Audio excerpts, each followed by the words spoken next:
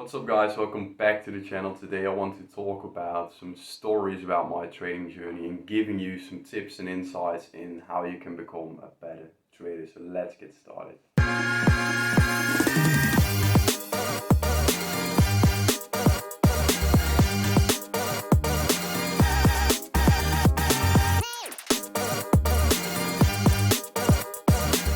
Right, so if you've been watching my last video, it was all about my trading journey and how I got to where I am now.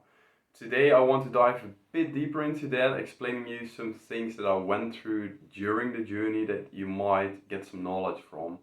So I'm also going to give you some tips, and to start right off, tip number one is approach it as a business. And so many people will tell you this, but they won't tell you why or how. So let me explain it. First of all, the game is a game of competence.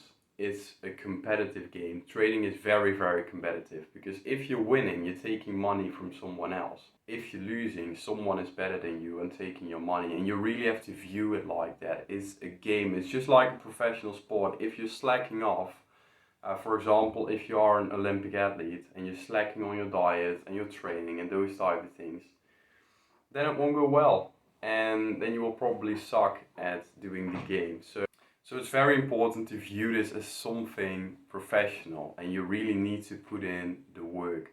Because if you think about the game, you're playing against hedge funds, you're playing against banks, you're playing against people with way more information, way more knowledge than you about trading. And in order to win from these guys, you really need to step up, and you really need to bring your A game and to be prepared. Now, how to treat your trading as a business is quite simple. What do businesses do? They don't invest in stuff that's not going to make them money in the long run. And that's something you need to think about for yourself. If you're taking a trade, it's an investment in your trading company, and you should only be doing it if you know that over the long run it will produce a result, a return for you. And if that's not the case, you shouldn't be taking the trade. Now, most people don't know this. They take a trade because it looks good on the chart. But is it a good investment in your trading business? That's something to think about. And if you don't know the answer to it, then you've got a lot of homework to do, because that's where testing, back testing, those type of things come in, gathering statistics. You need to know when you enter a trade that the odds are in your favor. And if you don't know it, get back to work. But that's just what it's about. A big bank or whatever is trading, if someone is trading at a prop firm, they don't just get in because it looks good. They know when the odds are in their favor. They know their setup. They know when they should be entering. They know where the target should be. Everything is prepared. There's a big plan that they follow over and over again in order to get consistent results. So treat it as a game of competence. So if you're not working on what you're doing, someone else is working on it and they will take your money. That's what Tom Dante always says. I think it's very true. You need to be working on your edge, and you need to constantly be stepping up, because if you're winning, you're taking someone else's money, and that guy over the long term might not be as prepared as you, and that's where your edge comes in. You need to be better than the next guy, and that might seem like a lot of pressure, but I think that's what keeps the game interesting. I really like challenges. I like to keep working on it. I like to find ways to keep improving, and that's why I always tell people, like, if you're going to become a trader, do it because you like the challenge. Of course, the money is nice, and the bit more freedom that I have compared to other people my age, it's all very nice, but you won't build a sustainable career just because you want that. It's really also about being competitive, wanting to win. Basically, you need to want to win the game, and you need to be able to put in the work. So that's basically tip number one. Ask yourself, am I really treating it as a business? Am I really investing in the right trades that I know might produce positive expectancy over the long run? Think about it.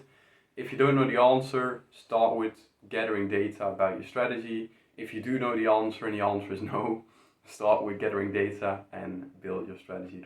So I guess during my trading journey, I also helped people, and I noticed that so many people try to overcomplicate stuff, and especially now that I'm coaching traders, because I've been profitable for a while and I know a lot and I learn a lot during my journey. I know that people just make stuff way too complex and way too complicated. And I was there in the beginning as well. I wanted to look at this and then that and then that. And everything had to line up, and I had like 20 things that needed to line up. And then it's confusing. You make mistakes and then you get frustrated and your trading performance just goes like shit basically. So what I now tell people is keep it simple. Do you want to be a trend trader or a reversal trader? Pick one. Do you want to trade momentum or do you like to trade a retest or a breakout, for example? Keep it simple and then just find one or two concepts that you like, figure out one setup with these concepts, start building rules around the setup, and then start backtesting it. Just one setup, guys. No, don't make it overcomplicated. Don't use 20 concepts. Oh, I have to look on the daily time frame for this. Then I want to see an hourly engulfing candle, and the 5-minute has to look like a shooting star, and then it has to line up with the NFP results being, I don't know. It's way too complex, and the more complex your trading approach is, the easier it is to make mistakes, the harder it is to backtest. And a lot of people already find backtesting very boring. And if you make it too complex, you're just going to postpone it and you will never do the backtesting. So keep it simple. That way it's easy to follow. Like I said, it's easier to track your performance, it's easier to backtest, it's easier to make money in trading. That's just how it is. Keep it simple, keep it organized, keep it structured. I was helping a guy and that had like 10 different concepts he was using, and then he had to look for the volatility when the news came out and this and that, and I was like, just pick one thing. My trading is simple as fuck. If I explain it to someone or if people are seeing what I do, it's like, is it really that easy? Now the next thing I want to talk about is taking care of yourself, and that's really something many traders overlook. I did it as well. It's very important to take care of yourself. I'm 25 years old, I don't have that much life experience, but I know how important it is to take care of yourself. Because in the past I didn't listen to my body, and that led to the burnout that I spoke about in a previous video. But also just, I see so many people, especially in the Netherlands, more than 50% of the people is too fat. Everyone is getting fat and lazy, it's ridiculous.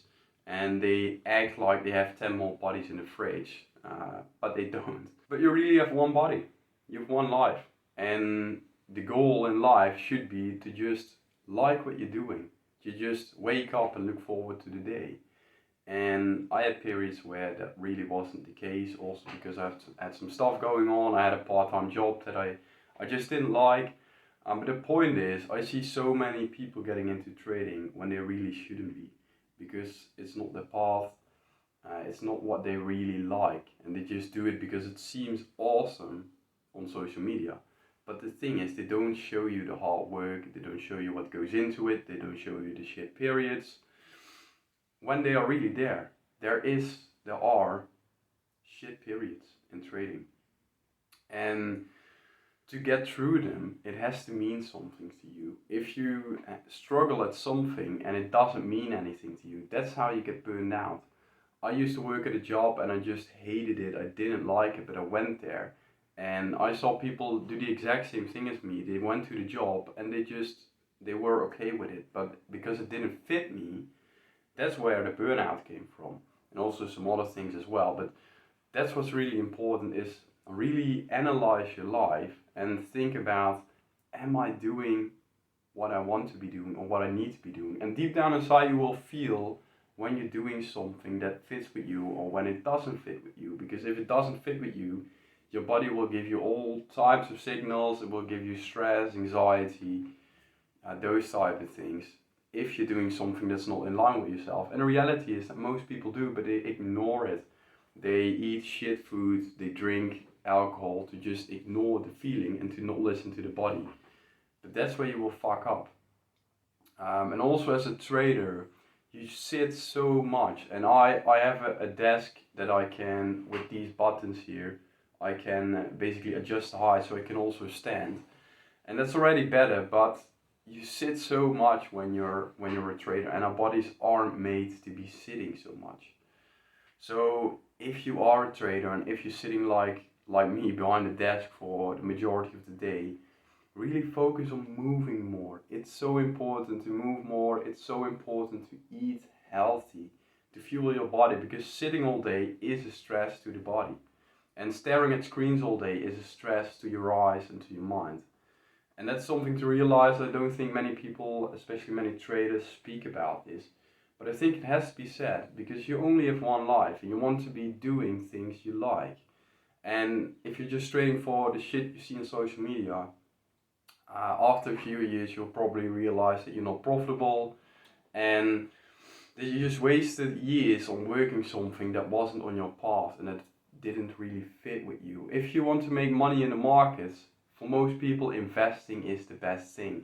And that's also what I tell some of my clients. I'm like, do you really want trading because you like the game, you like the competitiveness, those type of things, or do you just want to make money? Because if you want to make some extra money, I will teach you how to invest. So I guess that's also something for you to think about, guys. Is this really, really what you want? Are you waking up every day excited for the day? Because if that's not the day, if that's not the case, if you're waking up like, again work, and then in the evening, I have to look at the spreadsheets again, fuck me. And then you really need to rethink your life and basically rethink what you're doing and if it's still what you want. It's so important, guys, to do what you love. And this is not really trading related, but I want to put it out there because there's so many people getting into trading and then it just isn't for them. And the sooner you realize it, the better, in my opinion. And it's also, those guys are never going to make it if you have to force yourself to do it. It's the guys that love it. It's the guys that like to be a geek and watch these fucking candles and spreadsheets and journal everything. Those guys win, because like I said, it's a game of competence. You need to be competent as fuck to win at this.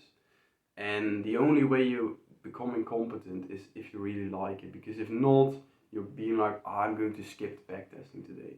I will fill in my journal later. And you start slacking, and before you know it, you're losing money and someone else is taking your money away. So I guess that's where I want to end this video. Hopefully you guys learned something from it. Hopefully you have some things that you can use to become a better trader. If you like this video, leave a comment and subscribe to the channel, and then I'll see you in the next video.